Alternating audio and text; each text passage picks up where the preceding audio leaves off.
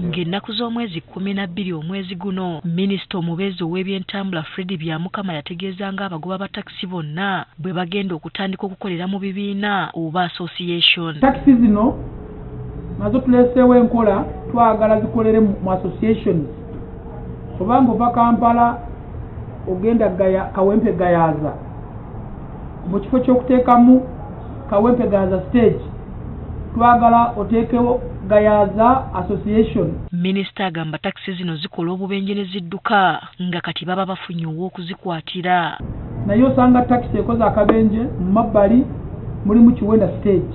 Bw'otuuka ku stage y'Ekiwenda tetubamanyi.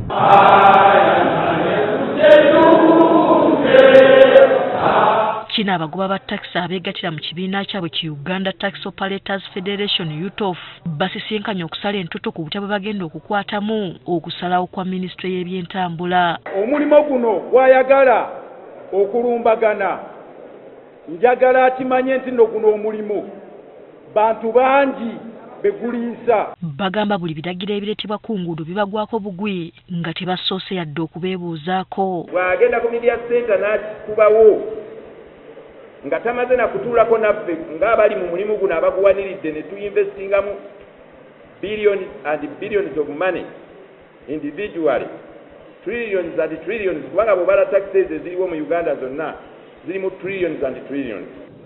Tewali wa taxi n'omu akimanyi kubanga bwe boogerera mu mawulire. Si buli wa taxi nti obudde abulina obugenda okulaba TV obugenda okusoma amawulire. Amyuka ssentebe w'ekibiina ki UTOF Mustafa Mayambala yasoose okukuba ebituli mu kirowoozo kya Minisitule y'ebyentambula. Kati ekintu ekyo ekijjako obwannannyini ku bantu abali mu bizinesi yaabwe kintu kibi nnyo. Rashid Sekindi ssentebe wa UTOF agamba abantu baabwe abasinga bafunye dda okutya nga baagala okudduka mu mulimu guno. Ebintu ebyo bibadde bitandise okunyiiza abantu, ensonga lwaki tubadde tulina okubaleeta tumale okubawuliriza. Kati bategeezezza nga bwe bagenda okwekubira enduulu mu Paalamenti basobole okuyambibwa. Olwaleero Bulugu akolebwa twagala tukole ekiwandiiko kyaffe tujja kitwala mu Paalamenti. Ababaka bingi bye batamanyi ebitukolebwako eno bye tujja okusaba baveeyo balabike nti bayamba. Asfa Nanvuma agafeeyo ku Spark TV.